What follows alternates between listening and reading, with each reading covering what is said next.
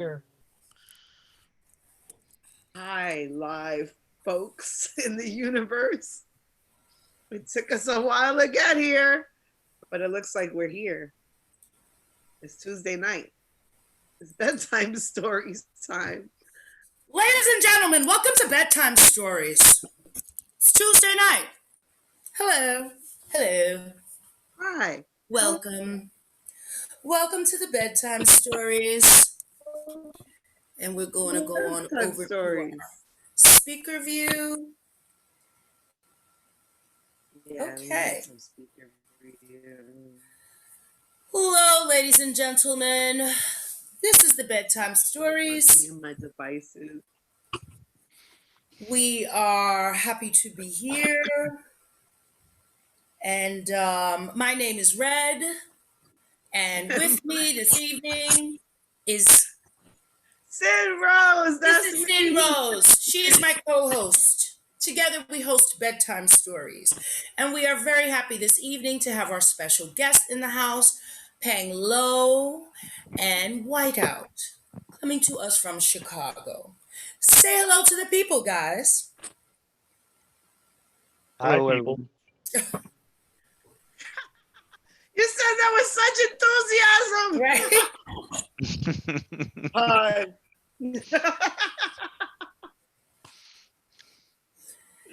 And so, Oh, man. how's everybody this evening? Well, thank you. And yourself? I'm all right. You know, it's been a day, but we're here, and this is what we do. This is what we do. I'm just getting my own social media together here, so I may answer questions that could be posed for you. Right. So thank you everyone for joining us for Bedtime Stories. We're super excited. As always, like these two gentlemen that are here with us tonight happen to be like part of a whole shenanigans crew of people that you may or may not know about. One Very of well the put. things to come from the COVID, that's what I can say about that. There are a few Absolutely. things. There are a few things. Sometimes friends get closer. Right. And Okay. but you know the thing is that I don't know if you remember this, like Whiteout, I probably met you for the first time in Miami in Winter Music Conference, and I think Barbara Tucker is the person that introduced us, and this probably had to be in like 2006 maybe. I don't know because Were you in Winter Music Conference that I year? was definitely at the conference. I'm just thinking Well, about I'm the here Barbara to Tucker. tell And, you. while I know who she is, No? she doesn't really know who I am because I ran into her in Amsterdam about 2 years ago, and she didn't know who I was. But that doesn't mean that at that time she did not know who you were, or at least for a moment where we were introduced by her.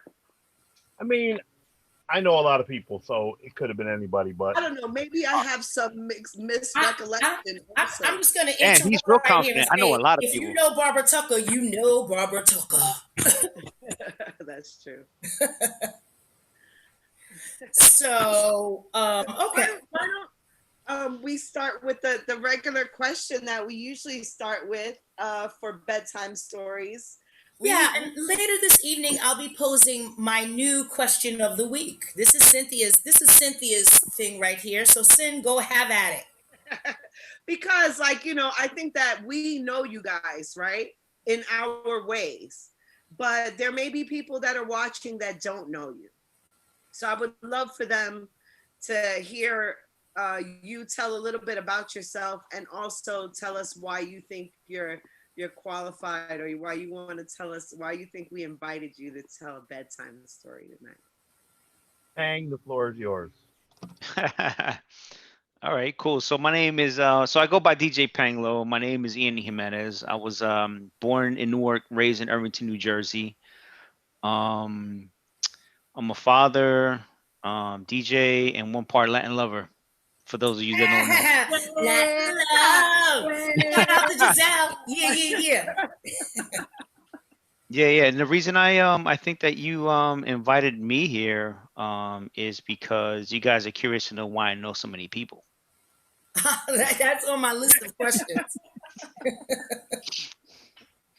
And also, I think that bringing myself and Whiteout, I think that you guys are trying to get a little bit perspective on different individuals, different areas, and what their experiences were in Clubland.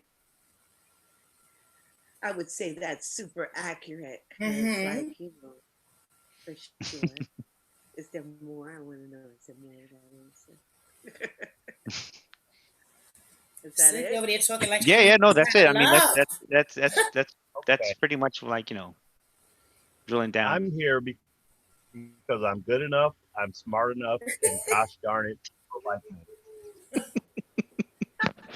Correct.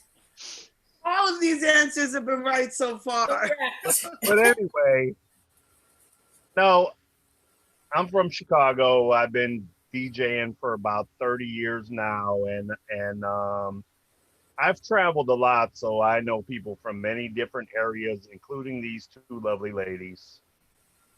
I'm also the guy that you want at the party if I'm not DJing because I love to dance and I give a lot of energy.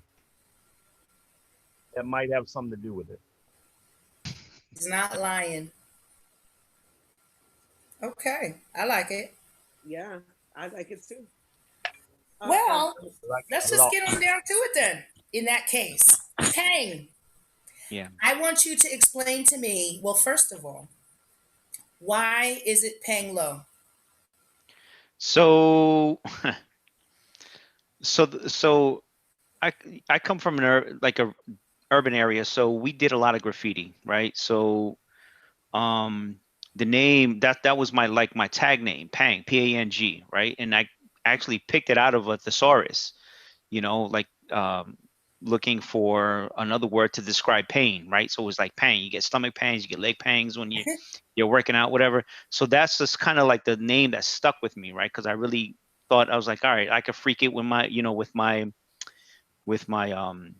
hand styles, right? And low comes from just something that we just grew up with in high school.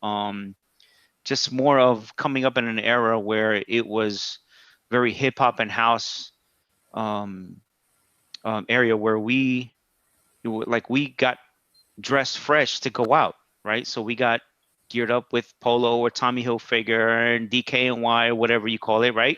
So that's where my Pang Lo came from. Pang Lo was from me kind of like going into that, I'm a low head, you know what I mean? So that's where I got the low from, Pang. So it's Pang Lo, and it always stuck.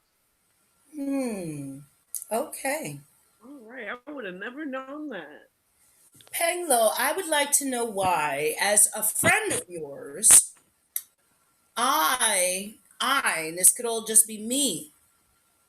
I met you long ago. I don't see you out that much. You've mentioned to me when I've asked, like, how come you don't come out and stuff like that? You're like, wife, kids, yada, yada. How is it that you know or seem to know everybody? Yeah. So again, so I'm a club kid from the early 90s, right? So the whole exposure to the whole NYC night scene came from a church youth group that I was part of. My grandmother was like, "You get in too much trouble. You need Jesus in your life," right? So she put me into a church youth group, and there were older kids in the youth group, and we hung out, spent the night over some of their houses, and through that, we would sneak out of the houses of the people that we were hanging out with and go in. Yeah, like we would go into the city, right? So little by little, that was kind of like the exposure moving forward into that, like that whole night scene, right? Because I was exposed to I went to Club Zanzibar one night, right? So that was like, and I'm like, you're talking about like I'm like 16 years old, 17 years old, right? And I'm in Zanzibar.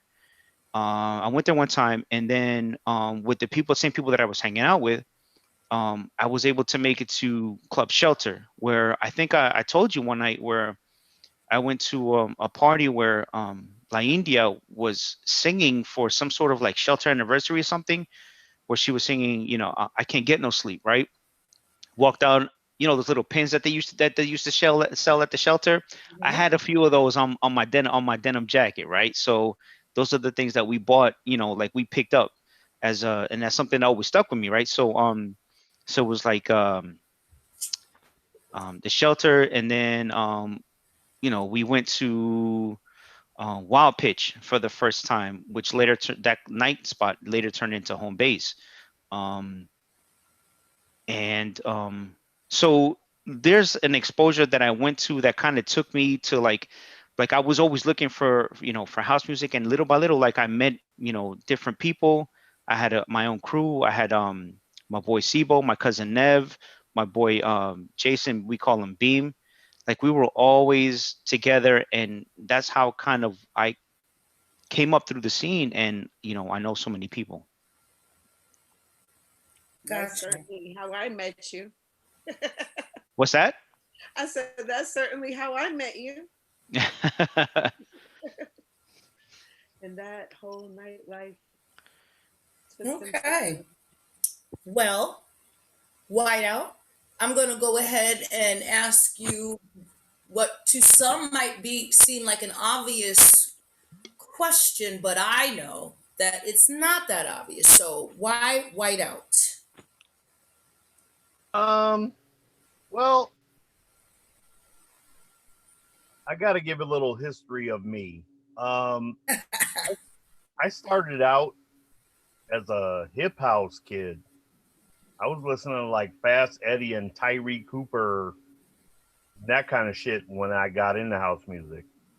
And eventually I kind of got bored with that scene, and around that time I started DJing at the same time, like late 1990, early 91, and I was trying to figure out a name, and I was really crazy about a song by Little Lewis at the time called Blackout, which, if you've ever heard it, is The very, lights go on, the lights go off.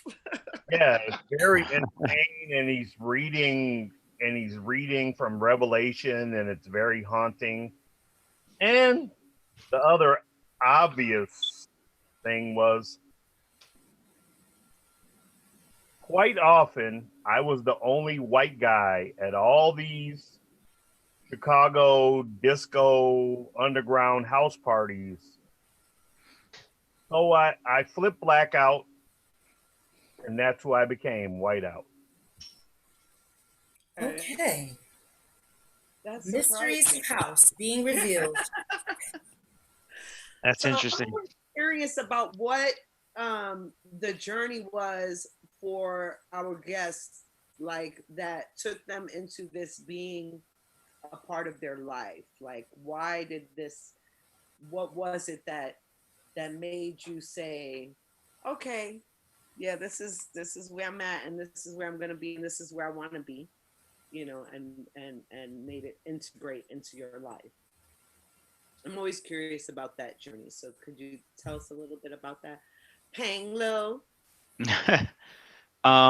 Yeah, for me, it was always about the music, right? So growing up in an era like there was a big movement where it was hip hop was big, house was big, but I always enjoyed going to the house parties, right? Because there was a big like you could go to a house party and know that you're not gonna walk out getting beat up, stabbed, or shot, right? So like if you go into the part, go into the house scene, it was like it was all about the music and the dance. Right. So that's kind of like what gravitated toward, like grabbed me, and I gravitated towards it, and that's what made me stick to it, right? Because there was a lot of community in the music and in the dance. Mhm. Okay. Well, I mean, yeah, I think that that community is probably one of the things that drew all of us, and especially, I would say for a man, right? Right. even more than for a woman. But that's one of the reasons why I didn't go to the tunnel in the heyday when like Funk Master Flex was doing hip hop parties there. Why? Because I didn't want to go there and have my ass grabbed by the dude, right? Right. Right. Right. Right. It's out there. but but yeah, no, but because of that same thing, that's the same energy and the same vibe. You felt the community, you felt, and it wasn't like a threatening kind of environment. Right. Right, because if you went to like your local parties, like you went out with your friends, and you had, like there was, you went with there with numbers, right? But going out into the city, that it was sometimes me by myself, or like me and like three other people with me, and that was it, right? So it's just like, you don't want that kind of energy, you don't want that kind of vibe, you want to go to a place and come home and all right, cool, and know that you're okay. Yeah. To go back real quick, because Whiteout, you need to answer this question. But hang, when Grandma sent you to go to the church and have these sleepovers, was there anybody that we know there? Like, did you meet anybody that we actually know now that was part of that You scenario? know who was actually part of that scenario was one of the guys was Joe Skill. I mean, he wasn't part, like he was Joe Skills was, was part of it, right? But Okay. wasn't, like, he's just a guy that we kind of linked up with, right? But I knew him from when I was, younger, so I knew who Joe was, and yeah, he was part of it. Joe Skills. Yeah, I know So yeah, Joe. that's the only other dude that you may know. Okay. All right. Just curious. Yeah, yeah. Whiteout, back to you. Okay. Well, as I mentioned, I was a hip house kid when I was in high school.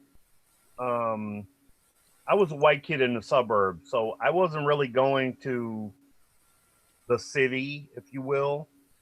So I missed a lot of exposure there. I never went to the warehouse or the music box or any of that shit. But I was listening to, I would hear things on the radio while I was in high school. And then later, I think the biggest thing that transformed me was a friend of mine who was ironically younger than me. I was like probably 20 at the time. He was like 18. Took me to this club. It was a teen club in Chicago called Medusa's. Now, that club doesn't get enough respect, but it bred another generation after the warehouse and the music box of like house heads. It was unique because on Saturdays it was alternative and industrial music and techno and house and sprinklings of other stuff. But every Sunday before a Monday holiday were disco parties. Real deep underground. Armando Gallup, if you guys know who that is, DJ Rush, who is what I consider my generation's Ron Hardy. It was some wild shit, and it was a juice bar because it was underage, but it was great because it gave us a chance to experience a late night nightlife that we wouldn't have otherwise had a chance to experience being minors. And it was fucking awesome to me. It totally changed my perspective on the dance music because out where I was at, like people were always fighting and dumb shit. And then I went there and it was just like family.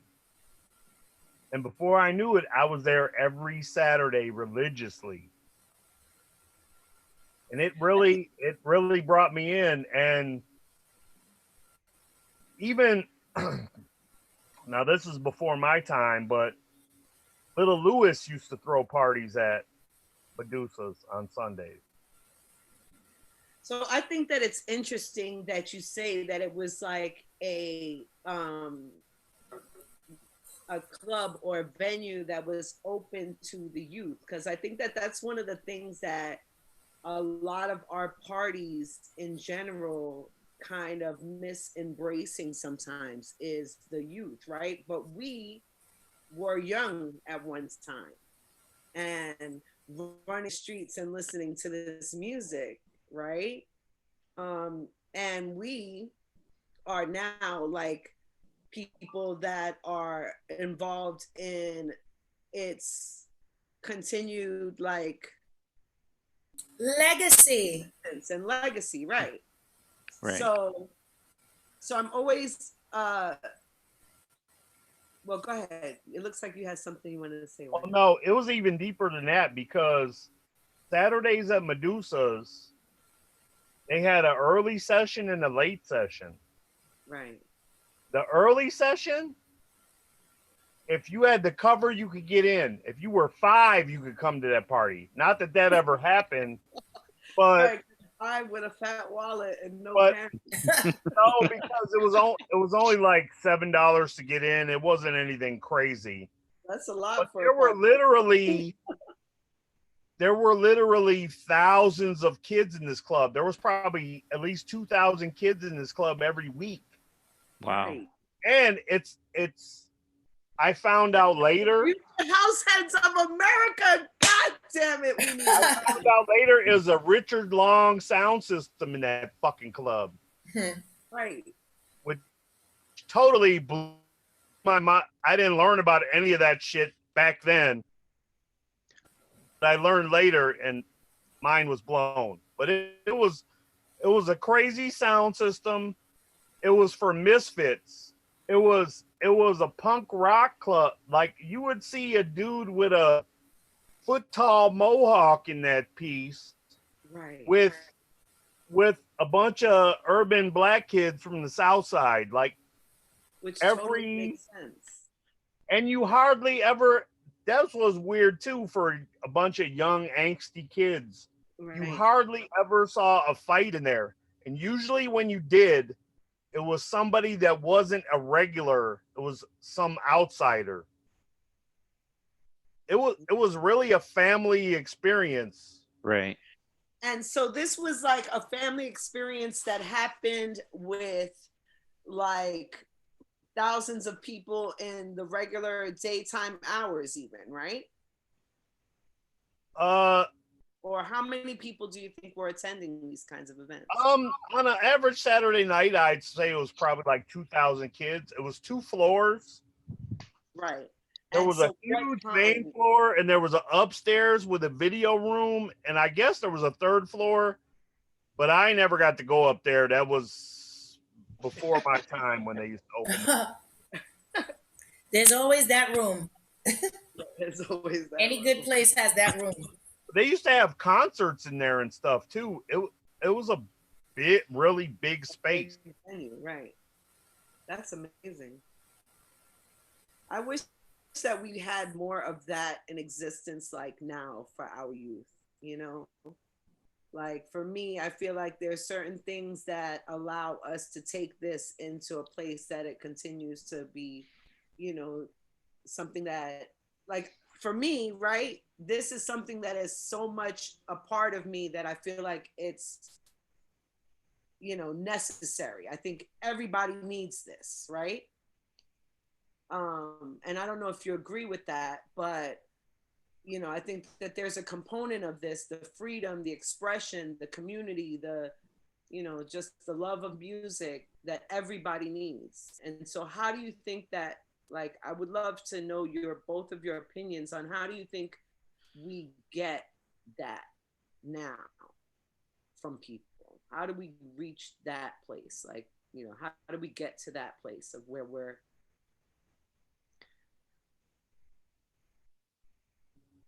That's awfully quiet.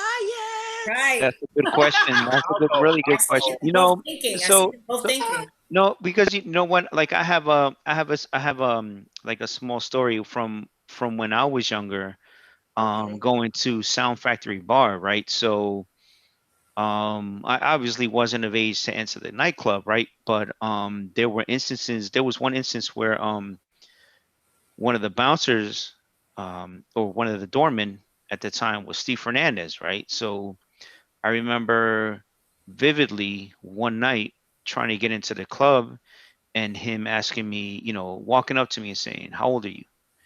And I was like, "Listen, man, I'm just here to dance." And I was like 18 years old, right? So Right. he's like, "Look at me. How old are you? You're 21, right?"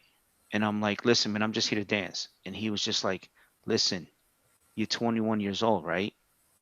And I'm like, "Yeah, I'm 21 years old."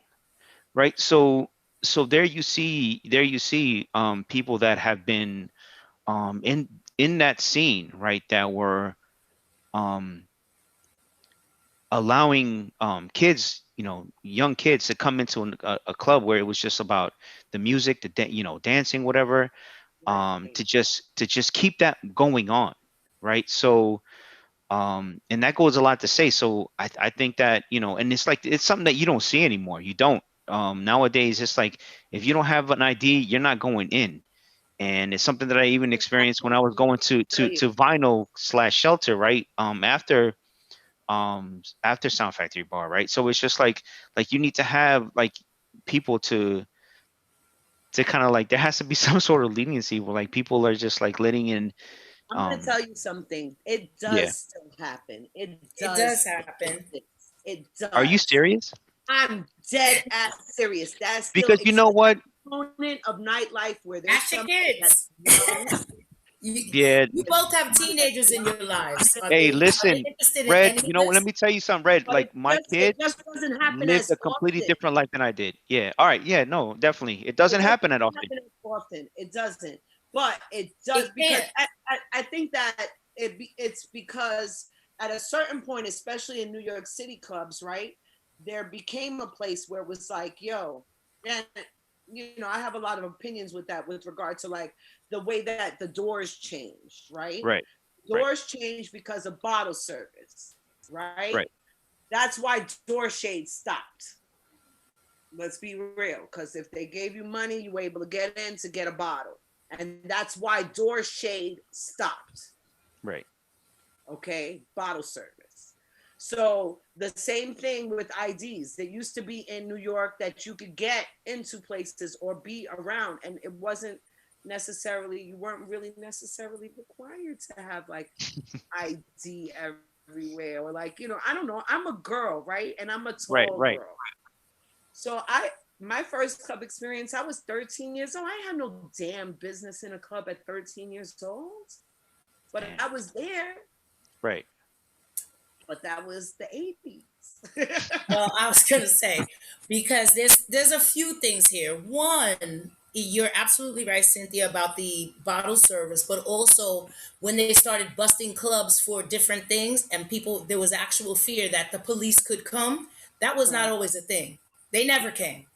No, And then all of a sudden they're coming. So right. and the club is not trying to get shut down because your 18-year-old self wanted to just dance. But the other Absolutely. thing, Whiteout is talking about an actual teen party, which in my mind, seems like, although I would give a teen party. But thinking about it is like, see, we were in the adult party, and that's a whole different experience doing seeing grown up things and learning from that experience as opposed to just being with our actual Do peers. you think Right. that Wild Pitch was an adult party? I don't think Wild Pitch was an adult I party, think yo. there were adults in We it. had teenagers there. We were all teenagers there. But I think there were adults in it. I don't know that that's the truth. I So think that the highest adults that were in their 20s. okay, I, okay. please. 16 and 21 are very different. Love to hear comments from the chat on that. Like, please because I think that there's an environment where we need to have the nurturing of like Oh these. no, I agree with you. But what I'm saying is that an actual teen party, there is no alcohol being served. There wasn't alcohol served at a lot of So these there is parties. a different, You there's a still different, drank. well, that's different. Now, I don't know. Do you agree with that, Pang? Like that, the youth. Like there's I don't know. Okay. Yeah, no, I mean, I think I mean, I think that's a component that, needs to keep happening in order for that, to keep moving on to different generations. Absolutely. Right? To be exposed to the music. well, I posed the question, but I didn't actually hear the answer. So, Pang and Whiteout, you both have teenagers in your lives. Do they have any interest in this world of ours? It's so funny that you say that because a couple of like I think it was like last year or 2 years ago, my son Giselle took my son and his friend with my daughter to a place in Brooklyn called 21 Rooms. And they were like there was like different rooms with different music, and Lockeroo happened to be part of like that whole scene and dancing, whatever was going on in a thing, and he enjoyed it. Like they enjoyed like the whole visual dancing, whatever. So but um like it's just different. It's just a different environment, it like the way that I grew up, it's completely different than the way that he grew up, and to be exposed, like I don't know, like it's just crazy to sit back and see what I went through, to see him going through that. It just doesn't make any sense to me, if that makes any sense. It makes sense. Whiteout? My daughter has zero interest in anything I do musically. But I gotta explain. My daughter is a little black nerd. She's super hyper on anime. Her musical tastes revolve around anime theme songs. Hmm. So she has no friggin' interest in anything I'm playing. And honestly, I have no interest in anything she's listening to. It's all screechy noise to me, but That's what they do. So I was going to ask Peng, but your kids are in the house. They hear you playing. Do they have interest in the actual music itself?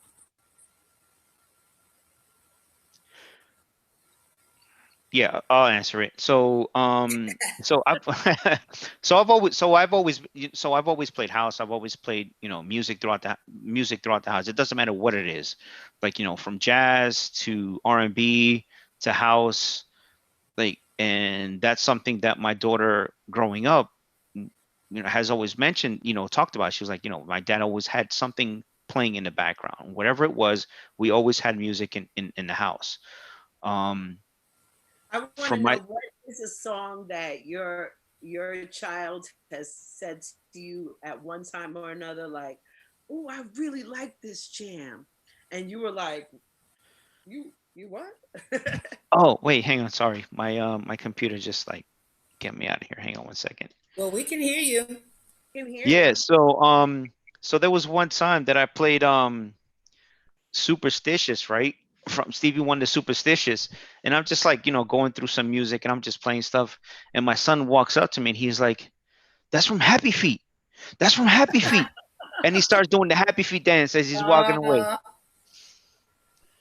Yeah, I've had so that. yeah, so like that's like one of I those don't know moments, like them like you happy said. feet. See, that's He one of got those happy, yeah, teaching Happy Feet. moments, though. That could be a great teaching moment where you go, "Yeah, no, it's not. Let me show you where it came from," and then Right, you I do just that shit all the take it time. from there. What about you? I'm sure you have one of those Whiteout. no, not really. Really? Oh man. I'm telling you, my daughter is Nothing that your weird. child My was like, daughter is a weird bird. yeah. The only thing, She's even different. She's different. I'm not mad at that only either. thing, even from my generation, that she might. Well, I know she likes two things. She likes "Careless Whisper" by Wham, Okay. and she likes "Last Christmas" by Wham, which she calls the Christmas version of "Careless Whisper." My people. That sounds It's like my kind of actually the people. Christmas version. I'm not even gonna say what records I had That's in so my funny. hands It today. is the Christmas version of Careless Whisper. Right. I'm just so not mad at that. It makes so much sense. The Christmas remix. See, I like her. I love her. So did you guys you might have asked this earlier, Sin. I could have missed it. Setting up. Did you guys come with any actual stories you would like to share with us?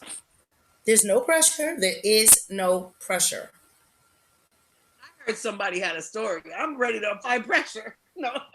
Well, before he tells his story, because it's Okay. in depth, I'll tell a story that's near and dear to my heart. Okay. My favorite party I went to ever. Christmas Day, 1992. Little Louis at the Bismarck Hotel in Chicago. Right after the Journey with the Lonely album came out. The best party I ever went to in my life. It went from, Earth People was big in the early 90s. It went from he played Earth People and a guy came up. This was a big ballroom with like balconies and shit. The DJ booth was up on one balcony. Played Earth People and a guy comes out on the other balcony playing all the sax parts live. Wow. He plays Club Lonely and there's a big stage in the front in the middle. Out comes Joy Cardwell and her background singer. And they sing that live. But the moment I'll always remember, okay, you got to understand something about Chicago. We're some wild motherfuckers. All these things, like I was talking about Medusa's, kind of intermixed. The punk, the alternative, the house, the hip hop, all that shit was going on at the same time. And you might go to a party and hear all that shit at the same time. In Chicago, when they play old crazy tracks, we slam dance like punk rock motherfuckers do. So we got there and it was already loud. Louis plays this old, it's a track Larry Heard made, but it's called Gherkin Jerks, Acid Indigestion. There's a whole wall of speakers, and when I tell you it's a wall of speakers, it's probably about 15 feet high and probably about 30 feet wide. That wasn't even on yet. He plays this fucking acid track and cuts all that shit on at once. That sounds real nice so far. It does. My hair is blowing in the wind thinking about that. It was fucking bedlam. It was Christmas Day, so it was cold. Right. We were all young kids and we were cheap, so none of us checked our coats. So we had a big pile of coats in the middle of the floor. Oh my God, I know all about that.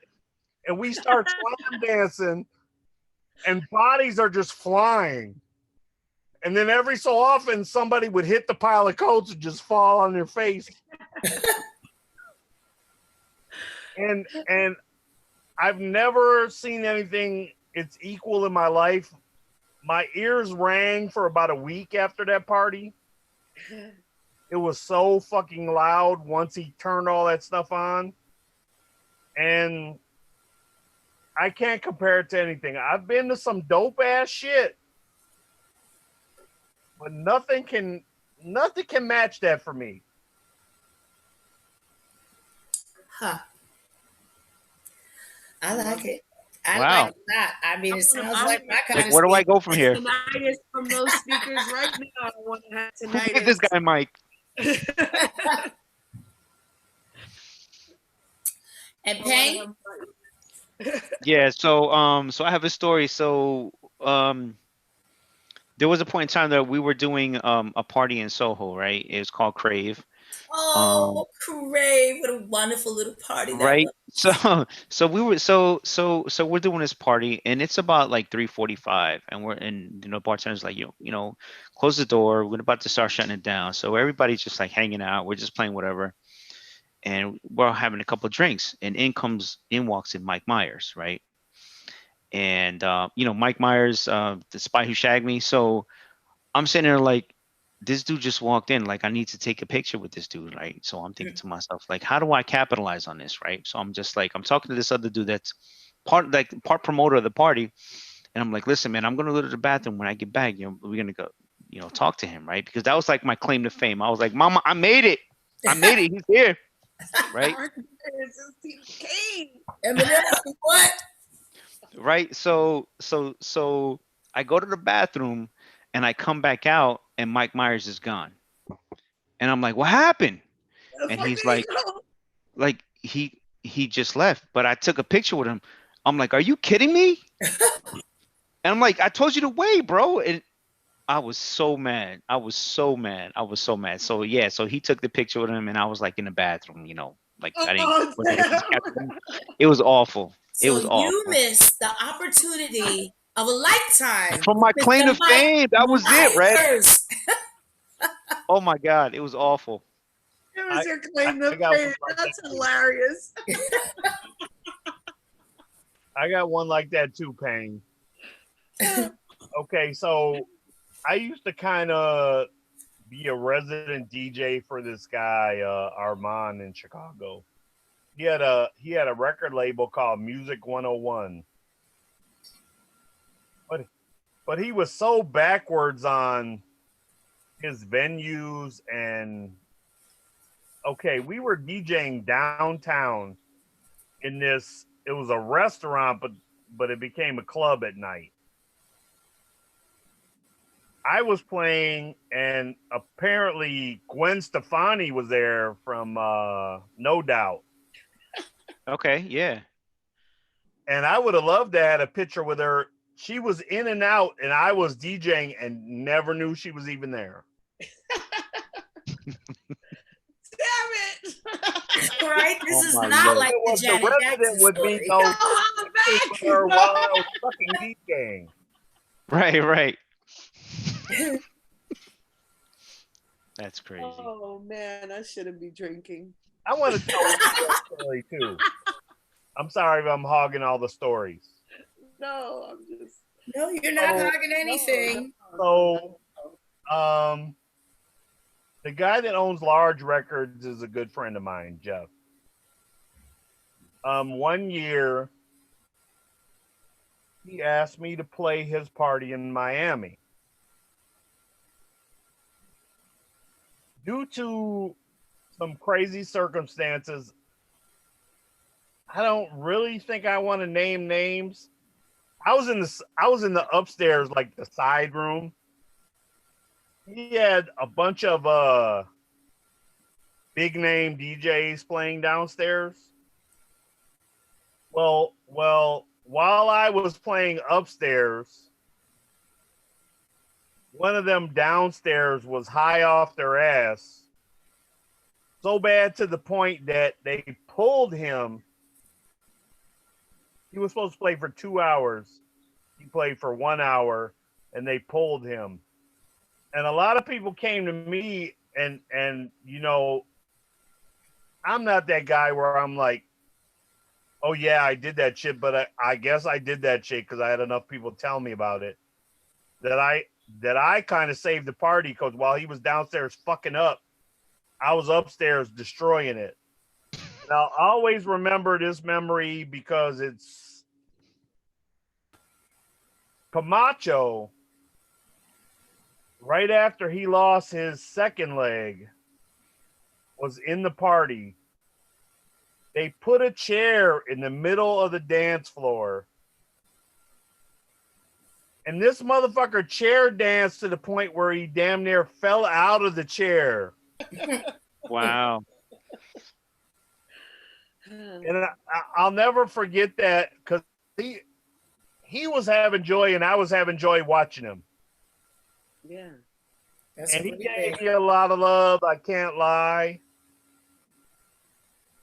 I really appreciate that man. That's a wonderful thing. Rest in peace, Camacho. Yes. I miss you. For Huh. real. Big Camacho. He took care of my mom. Okay. Well, let's see now. What do I have on my list? Oh, no, it's not time for that yet. Panglo, actually for Yeah. both of you, when did you start DJing? Because you were at a party, but you weren't DJing. When did that happen? So for me, it actually happened. After I had stepped away from the being a club kid, got married, was worried raising my family, and I would say around 2002, then that's when I kind of like started to getting into the music, getting my equipment, getting it together. So that's around the time that I kind of like started getting into it little by little. 2002, 2003. Okay. For me, it was much earlier. Um, real late 1990, early 91. Um, I was into that hip house shit early, so I was buying like Fast Eddie and Tyree records and shit. But after I went to Medusa's and after I went to a Medusa's disco party, I was hooked. And I'm a student, so I went deep into that shit. I started out playing super common records everybody knew because that was all I was exposed to. I was playing Boogie Oogie Oogie and Rod Stewart, Do You Think I'm Sexy and shit like that. And once I discovered I was really into it, I studied and it's been that ever since. Okay. Well, Pang.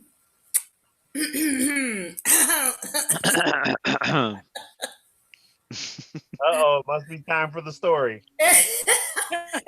No, no, I'm not going to put any pressure. If he wants to tell the story, he'll tell it. Tell us about Dance Music International, Pang. No. Go ahead. Ray. We'll get into that. We'll get into that. Well, now is the time. Well, she was beating around the bush. I'm just being direct.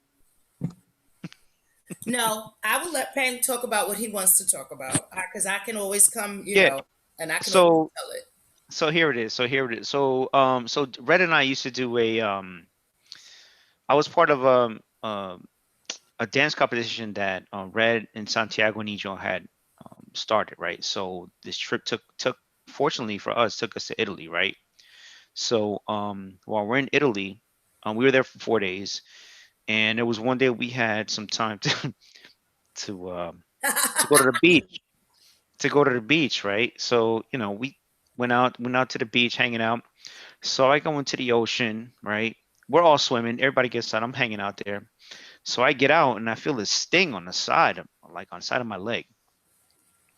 And I'm like, oh shit, I think I got stung by a jellyfish. So I walk up to Future, Red and Lakaru and Javier, and I'm like, yo, I think I got stung by a jellyfish. Why does Red come out of her face and say, you want to pee on your leg? You want to pee on your leg? Look, Yo, I was like, that's what? what This is a friends are for. this is a straight out of that movie Paperboy.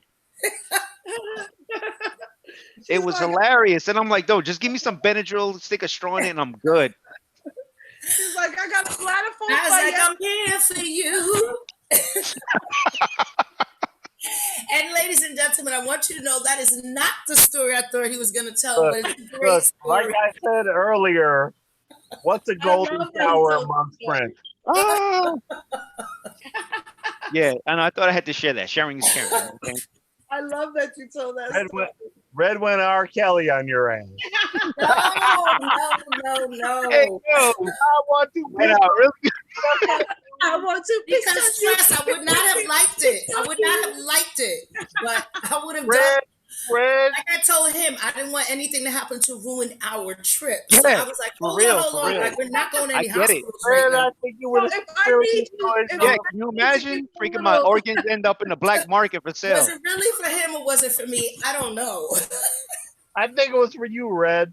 But we were in a foreign land where they speak a different language, and I was like, we're not going to the hospital. We don't have time for that. You're the DJ. We need you well. I'm here for you. So, what can I say? I mean, Oh my lord. God, on your I love face. it. Hey, Oh, that's great.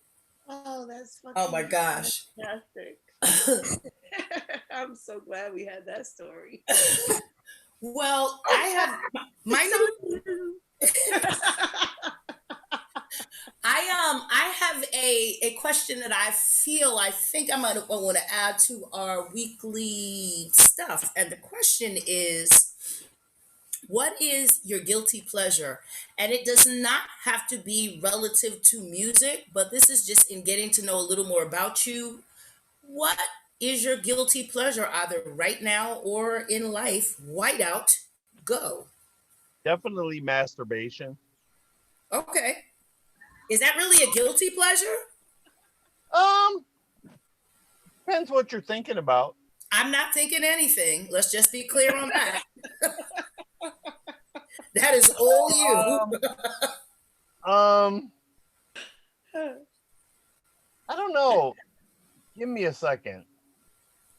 Okay, go for Pang. Yeah, We'll come back to you, though. not even We'll sure. come back. I'm not even Oh, sure. the masturbation. I want to know. Yo, I'm still trying to get past that too, Sin. Follow up after that. Yeah. Mom, take it. I don't know if I have any. Oh my God. Tears. Hilarious. I made Yeah. it. I mean, don't overthink it. No, I don't Take your know if I time. have Take any. your time. I don't know if I have any. I love. Hey, I was just gonna go. I love masturbation too. Okay, Is it a I guilty got one. pleasure? Is it a I guilty got one. pleasure? Oh For shit! me as a DJ, random 80s music. Random 80s music. I like that. I know you like it. Goodness. I like that. Okay. I played Stepping Out by Joe Jackson and watched you twirl around in crazy circles for the whole song. I know you like it. All right. I love random Well, 80s. while Pang is thinking, Sin, do you want to actually answer it? Because I've never posed the question to you. What is your guilty pleasure? Guilty pleasure. It can be right now. It can be always. I don't know, chocolate. Like I have a lot of guilty pleasures. I actually, you know what? The truth of the matter is I don't really feel guilt. Okay. I enjoy my pleasures, but I don't really feel guilty. I enjoy that shit. And that's really the truth of the matter. It's like I try to live my life where I'm enjoying it. And and I'm not gonna feel guilty because I'm made up of my life experiences, and shit that's fucked up that's happened to me is still a part of who I am. Okay, Sin. Okay. Wow. All right. Well, you know what my guilty pleasures are? Chipwiches. I was gonna say it, but I was like, I don't want to answer for him. I mean, I know that little bit. I know that tidbit. I'm not mad at that either. All answered, Red, so now it's your turn. Right. Me, my guilty pleasure, I can honestly say, is watching the show Teen Mom. There, I said it. All right. I get it. Okay. What is Teen Mom about? I've never seen this show. It's about teen moms. Oh man, I probably wouldn't want to watch that shit. Well, I was a teen mom, so maybe that's why I, whatever. Oh, it's about teen moms. I don't feel like I have anything besides being a teen mom. I don't think I have anything in common with these teen moms. Right. But watching them sometimes is, it's a Yeah. reality show. It's Plus, teen I'm mom. a mom of a teen. I'd be like, oh, I can't watch that shit. It's very different. I'm That's very different. I'm a mom of a teen girl. Oh hell no, I can't watch that. Yeah, see, I'll it's be very ready to. different. I didn't watch Teen Mom until I was an adult, and then I was like, Right. "Oh, See, that's look what I'm at saying. these! Look at these Yeah, people!" you straight up walk into your daughter's room, they start picking fights for no reason just because of the show that Right. you just watched. Yeah, no. I already picked fights for no reason without that show. Well, I have a couple Oh. of younger shows that I watch that I know that my friends with teenagers, I don't even bother to tell them because I'm like, if you have an actual teen going through this, you don't want to see it on TV. You don't Right, want you don't want all right. that. Oh, that's too much Like that reality. shit that they got on TV with Zendaya, whatever. My homegirl tried to make me watch that. I was like, I don't want to fucking watch this shit about some teenage girl sneaking using drugs, and I don't want to watch Yeah, that. no, it was heavy. That was a heavy show. I know which That one is you're a talking heavy about show, but too. see, It was that's a the heavy kind of show show. you can watch with a kid, I think, and get a lesson out of it. Like, here's what you don't want to happen to you. Some of the other shows are not, not as harsh, and Well, sometimes it I can be digress that to harsh. bedtime stories. I wanna take this opportunity to say, or to give you gentlemen an opportunity to share if there's something that you think that is share worthy in terms of like, what are you doing? Somebody's doing something that you know is dope, whatever. Go. Anyone? Whiteout's chewing pain, so you better start. Right. Wow, what am I Whiteout, doing? God, What he am I took a doing? snack bite. Or if you're working on anything or anything like that. Yeah, no, Right. so I guess during this whole pandemic, like I've definitely revisited some music production that I've actually have been working on for like I want to say like close to like almost like 5, 8, maybe 10 years. You know what I mean? So it's just like revisiting that and actually finishing it and putting out, to the public for them to consume and just That's just dope. yeah, just giving people an a window into, what I've been doing, what I'm working on and yeah, it's definitely something that, I've gone through and have been working on through this whole through this pandemic. It sparked an interest, right? Because I went through a phase where, it was kind of like, you know what, I'm bored with it. I just need to focus on other things. I need to Right. put my energy in other areas. And you miss it. You miss it. You miss the engagement, especially when you're DJing. You miss the engagement with people. Being out there playing the music that makes people move and the production kind of like takes it to that next level where it puts you in potentially puts you in different arenas for you to share that music that you enjoy, that we enjoy um in our scene. Right. So So, yeah, Peng, what you're saying is you're going to be making some music that we're going to be able to hear eventually. Is that what I got? absolutely. Yeah, that's Okay, exactly. Yeah. wonderful. We are looking forward to that. We're gonna catch him on a set near you soon. Whiteout, what you got? You working on anything? You got anything coming up? What's up? Um, other than playing your lovely thing on Fridays occasionally, not really. What's our date? January 8th. It seems January 8th, January right? 8th, I turned 50. January 8th. Oh, Whiteouts. I'm January 8th, for those who know what House in the House is, it's my Friday virtual party. And it seems like a distance, but it's right there. And I'm giving Whiteout the run of the night for his birthday. And That's what's and up. I take control and originally I was gonna do the whole night by myself, but I figured I know some people. bring some folks you know. That'll be fun. I'm gonna And you shouldn't have to work so hard on your birthday anyway. well, it's not even about working hard. It's a joy for me if I'm really into my vibe, but Yeah. I know like playing 7 or 8 hours in a row might be a little much. A lot. Um, Especially when we're like, it's time for shots. Right. so And it's his birthday. I'm working on recruiting some friends I have. You might be impressed, you might not. We don't care about impress. Can they play? Right. Oh, I'm not gonna have any fucking buddy. You don't even need to answer that question. Yeah, right. Because you already know when we're in our little bubble on Fridays and people Look are at here. playing and we're commenting and giving commentary. That pretty much Look at here. all I it talk comes shit down to. about everybody. It all comes down to that. We know it. I talk shit about everybody. Yeah. If you have a good set, I have no problem giving you props. If you're going through the motions, I tell that too. Whether it's fucking Louis or the average Joe, I don't give a fuck. And that's probably my downfall because I really do. I was a dancer before I was ever a DJ. So I love to dance and I love to get my groove on, but I'm very particular about what I like and what I don't like. Or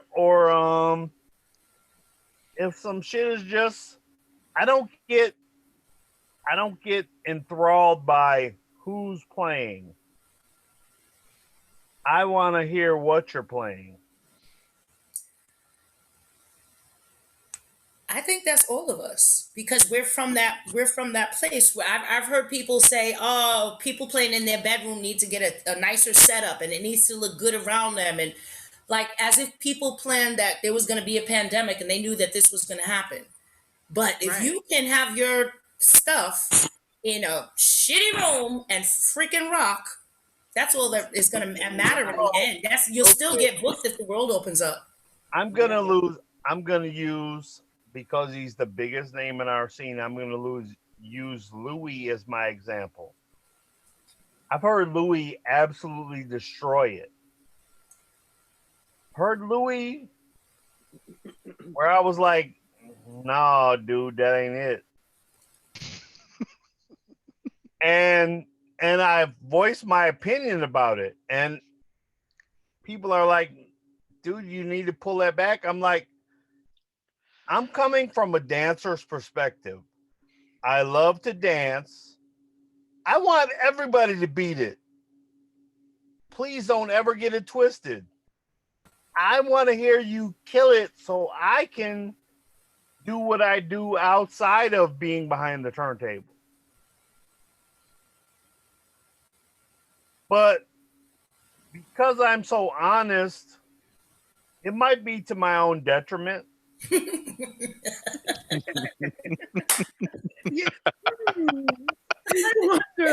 Meanwhile, there is silence. Well, I love you, There's brother. Love silence you. from the room. Love you, man. At this point in my DJ career, I played with a lot of big name people. Played a gig with Timmy. I played a gig with King Britt. I played a gig with Matthias Heilbronn. All kinds, Frankie Feliciano, all kinds of random people. But I'm very honest about what I feel about your performance.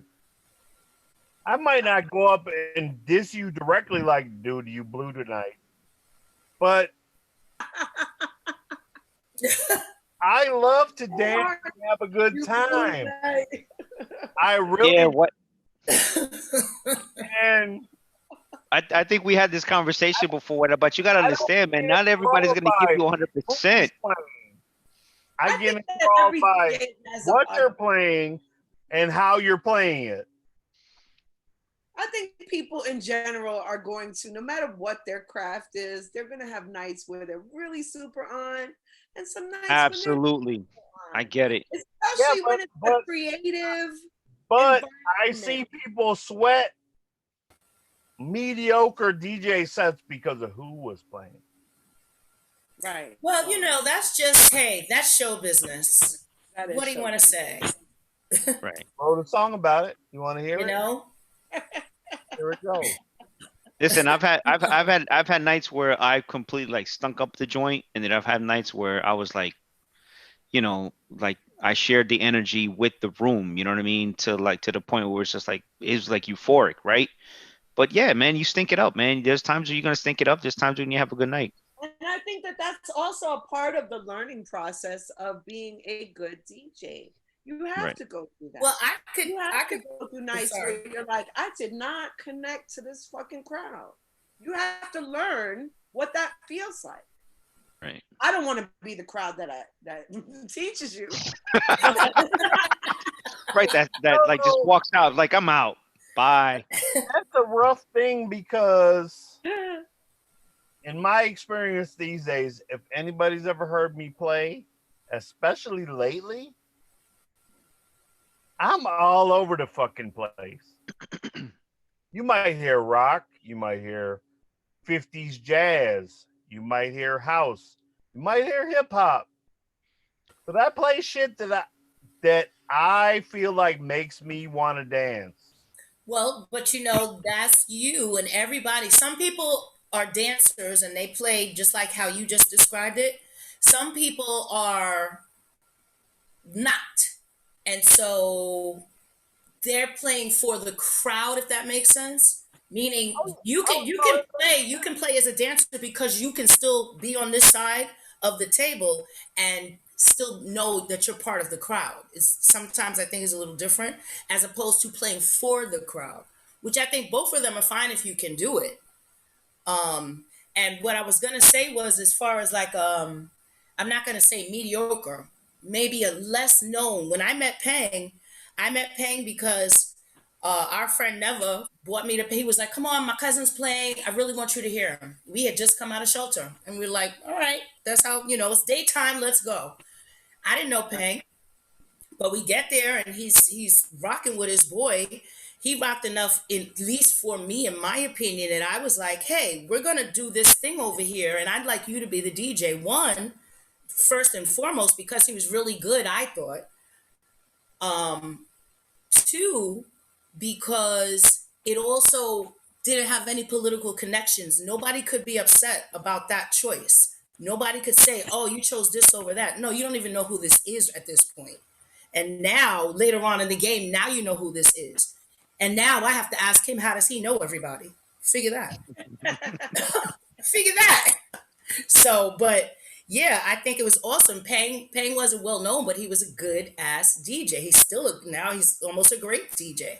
So, you know, everything is different. The evolution. I Dancers I and I, I people I appreciate the daps, right? I appreciate the daps. Hey, that, home. that dancers and Right. people Then that the next have thing a we were at the beach in connection. Italy. I want to speak on something though. What you mentioned, he almost knows everybody or whatever. Okay, networking is a skill that a lot of people don't. He has it, and I have it. I know y'all have it. It's really not that hard. You just gotta not act like a dumbass. If Some that people makes are any sense. shy, but we can't Listen, we But can't no, we it's can't not get into even that part shy. of it. Okay. I'm not bragging on myself or whatever. I know a lot of names in the industry. A lot of them I call friends. The thing is, treat everybody like a human being. Read their energy and go from there. If you meet somebody and they're genuinely interested in speaking to you and learning about you and having a back and forth, then do that. If they're on some bullshit like, oh, you're not important enough, then be like, okay, you get the deuces. Because eventually that shit'll come full circle. Every time. Mm-hmm. Well, okay, I want to share another little random story. I'm not going to name names, but I'll name names of who I was hanging with, but I won't name names of who I'm talking shit about. So, Fair enough. so it was this guy. He had a label. He was from San Francisco, and he Start was narrowing it down in your head. I'm like click, click, click, click, click, click, click. no. It's probably nobody you're even going to think about. Um, they were starting to get a little traction. He had a label. Um, so I was introduced to him at one party, and we talked and whatever. And the very same day, we were at another party, and I wasn't trying to occupy the man's time, crazy or whatever. But I saw him, and I had just met him earlier, so I went up to speak to him. And it was very obvious that while he was like, "Hey, how you doing?" he wasn't interested in connecting with me. He was trying to see who was better than me that he could go talk to. That's always fun. Mm-hmm. Well, okay, so you don't know who knows who. So later in the party, I'm standing there with Andy Compton from the Rurals on one side of me, and Yori Hulkinen, who does a lot of really good deep house mixes. He's from Norway or Sweden or some shit. On the other side of me, and I see this jackhole walk by me. Oh, I gotta give the. So I saw him at that party, and he was like shaking my hand, but he was like, like I wasn't that important. I was like, cool. So we were in the party later, and I was with these two individuals, and he walked past me. Now, if he had just been genuine, I would have went out of my way to introduce him to these guys who he may have known or he may have not. I don't think he did because he walked past them and didn't say anything. But he wanted to play me like I was just some commoner, which I am, but I'm not. You know, what I And want. go ahead. No, what I was gonna say is that I always find it interesting in these stories or when these circumstances happen, right? Because the reality is that every person deserves to be in any room based on whatever their merits are, but of them being a human being, right? Yeah. They got in. They got in. So, like, to me, to find somebody that's like that superficial, clearly, they're missing out on a lot of experiences in their life. That's what I think when you tell me a story like this. Like, Well, he definitely missed out on that experience because he could have made a connection that might have made him he might have missed a connection that might have made him a business opportunity down the road. And I would have no problem giving that. Yeah, Right. but I would say that's everybody's different. And everybody's not concerned with that either. Everybody's not thinking about it. Some people actually don't care. I think this guy was concerned with it. Well, we can't. The fact that you can't speculate. Right, I was going to say we can't say what the guy thought. No, but I think that it's important for us, right, to know that like we need to nurture people getting to know each other more. We need to be in a place where we're like, that is what allows us to have this thing grow, right? Because ultimately, I don't know, it always comes back to that for me, right? Where it's like, this is so important to me. I want the world to know this feeling.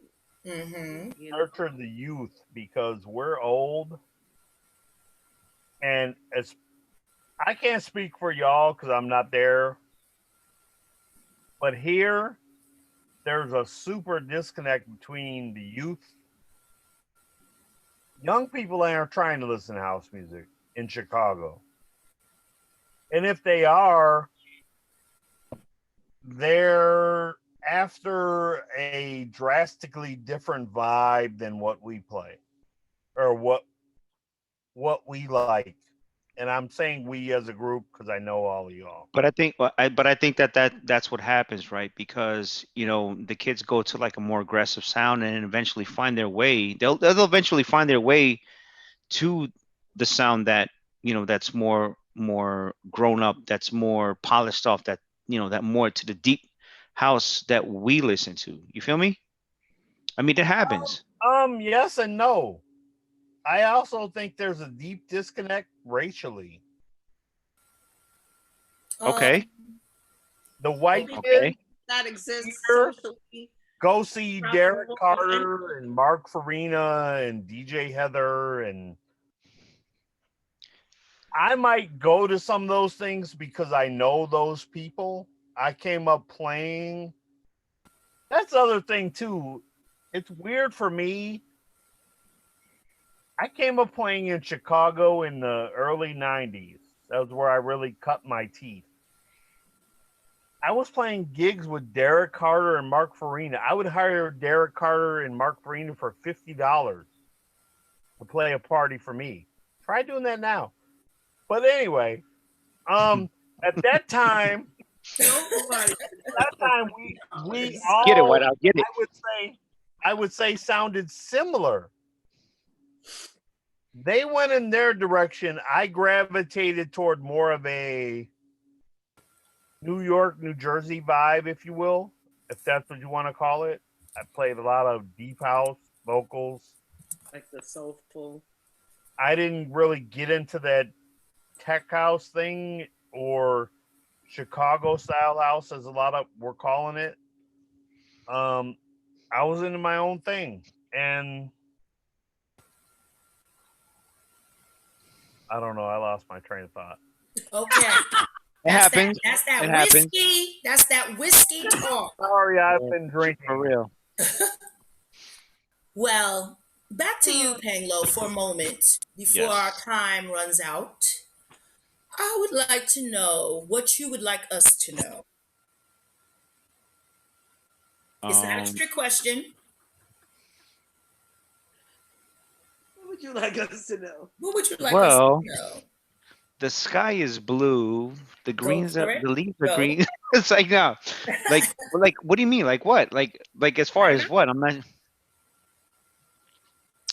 Okay, so what are the things that I always want to know aside from like the obvious ones that we've already gone through, like Right. what is your upbringing, what is your, and I think other things that we've also gone into tonight, which is great about like some of the thought process behind what would allow us to have some longevity in this with like continue to nurture the youth and all of that stuff part.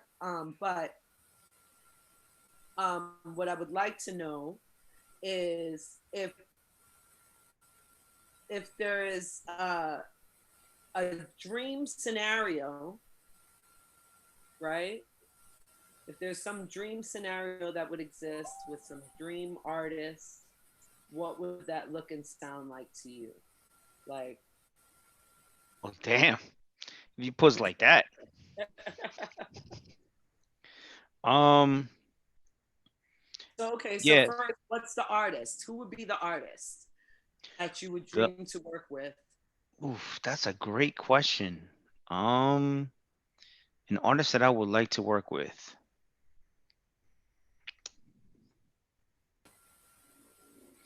Damn, you got me All stumped right. with that one. So okay, so we'll go to a question from the chat So from so Light I guess the question from an artist artist. that I would actually like to work with and maybe, you know, collaborate like some sort of remix would definitely be like somebody like Jill Scott.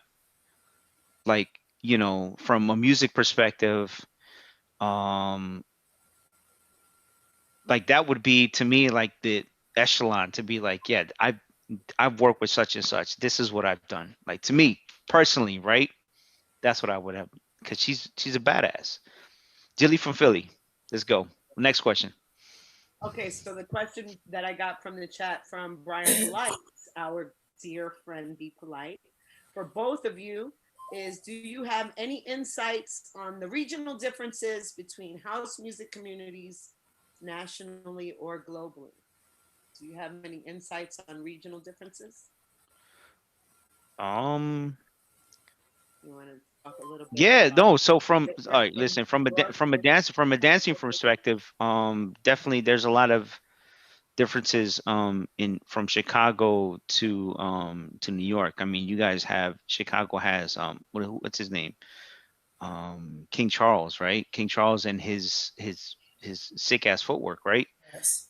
Compared to New York, where you have people, you know, dancers like Brian Green, Ejo, Brooklyn Terry, some of those guys, where like there's a vast difference in the form of footwork. So you could definitely see it. Like there's definitely like when you see it, you know it, right? So um, did I answer the question? I'm not even sure anymore, right? So, but it's like, yeah, you definitely know the difference in the regional areas and how dancers those big name dancers, right, and how they represent their regional areas. right. I think you did answer the question. I think you All did right, too. cool. Okay. Who counts So, artists? yes, Whiteout, in the short version, who is an artist that you, living or dead, that you would like to work with? Living or dead?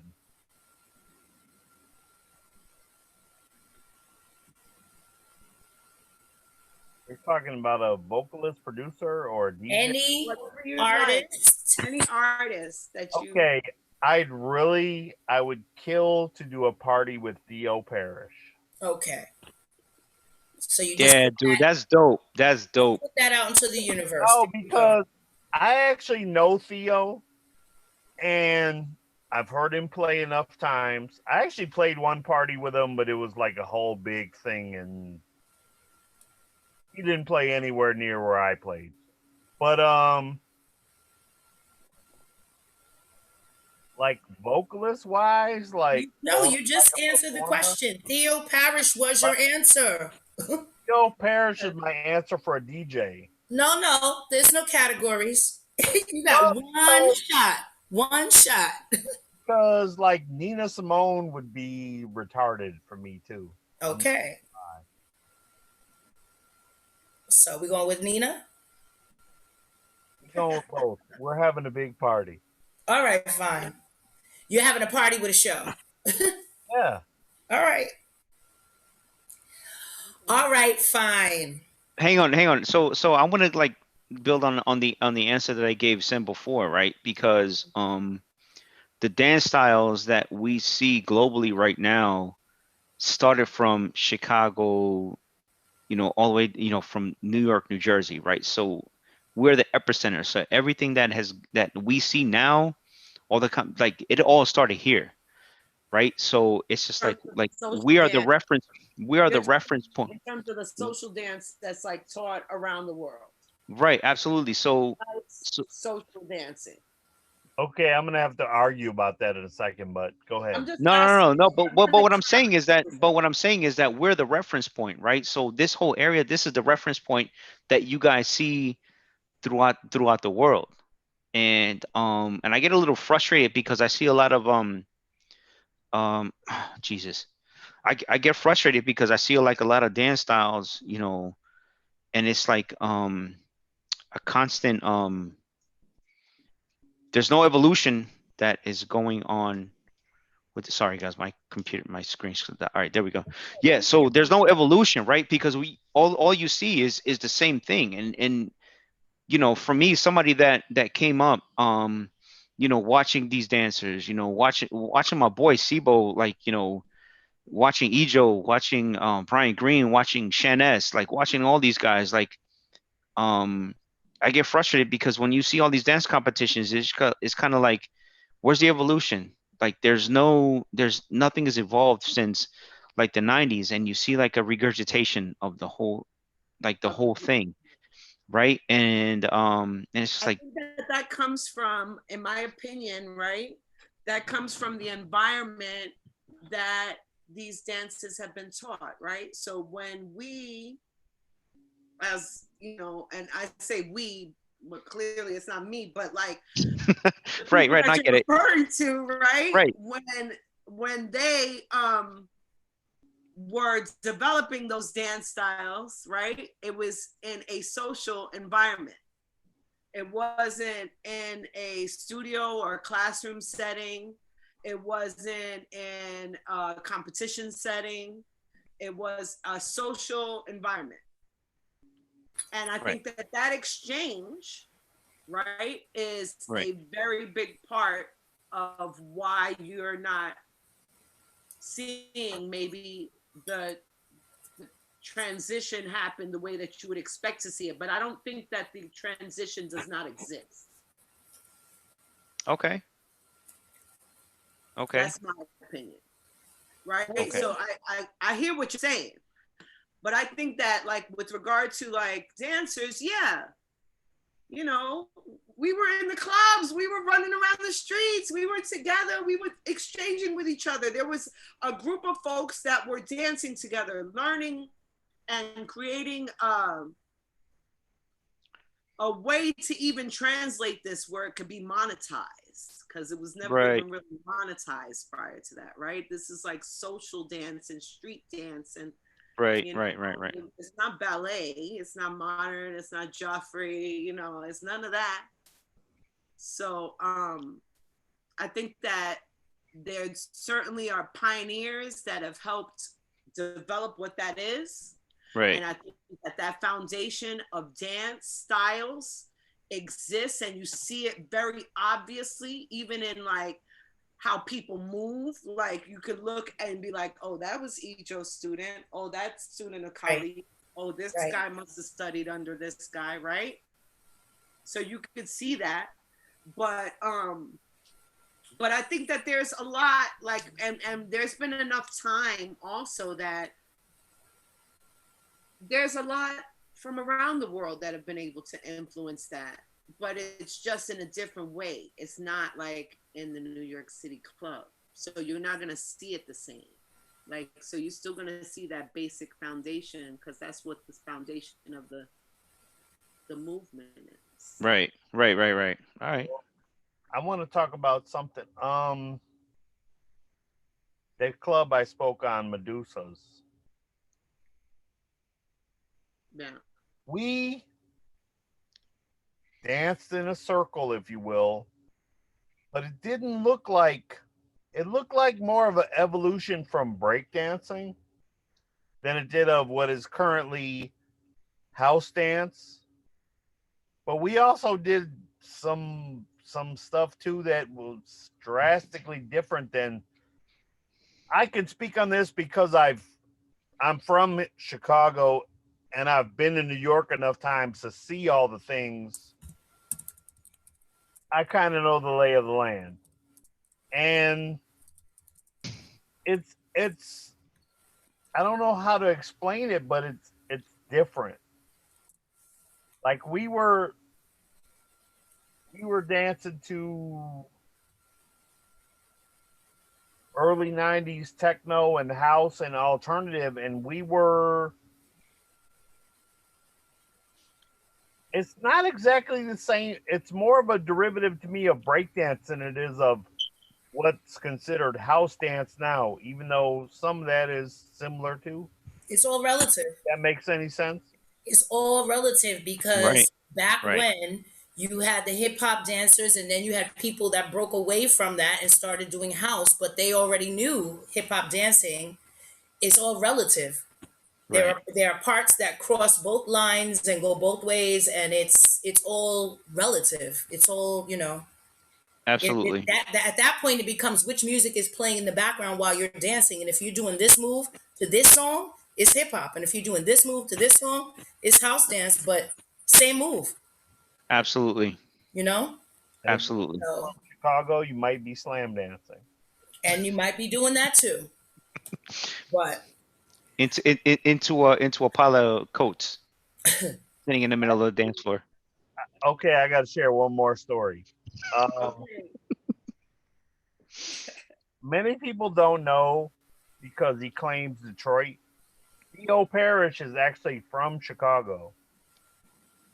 The first time I met Theo Parrish was in Detroit for the DEMF at one of the after parties. We didn't even know each other. Somebody started playing some classic old Chicago tracks, if you will. And I saw him moving and he saw me moving. We do this thing where we lock up like head to head, and it's kind of slam dancing, kind of not. But it was like this weird immediate, like, oh, you know about this shit. Come here. And we've been cool ever since. But he hasn't heard me play yet. But alas, I know that we would vibe together because he don't give a fuck just like I don't give a fuck. And I know, Red, you right? Theo Parrish, if you're listening, that's what I was gonna say. one, I need you to come do a Friday with us at the house in the house. And two, maybe you could do it with Whiteout. Now I'm gonna tag you. I'm gonna go ahead and tag you, Theo, because I know you. Now we not We want that, Theo. You know me. So this message right now is for Mr. Theo Parrish. If you listening, we call you. Okay? Now, you just come on and make some dreams come true. But on that note, it's getting late. It is. We've talked for a while. We've heard some stories for sure.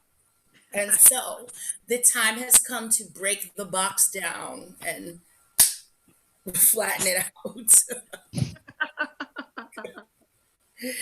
So on that note, my name is Red. And I am Cynthia Rose. And we want to say thank you very much to our guest this evening, Mr. Whiteout, DJ Hello. And thank you for all that hung out with us and stayed late with us. And we shall return next week with more fun guests. Out on our YouTube channel. Subscribe. That's what I said. Subscribe. Subscribe to Sin Rose and Redness's Bedtime Stories. The link will be on my page. It's on Sin page. It's, just come on. And so on that note, ladies and gentlemen. Before we go, all you guys right here.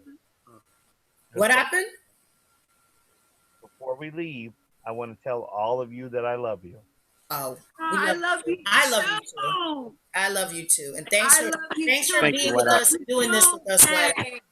I love you too. And I'm so grateful for you. I love everybody that's here. I love everybody on this. I'm pretty sure I love everybody that's in the chat too.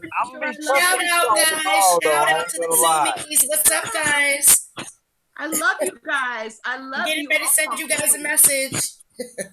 At 4:30 in the morning, I'm be cussing all of y'all, just so you know. But we know it.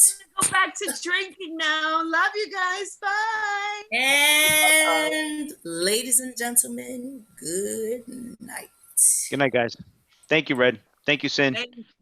Never trust Whitey. You heard it from the man, people. You heard it from the man.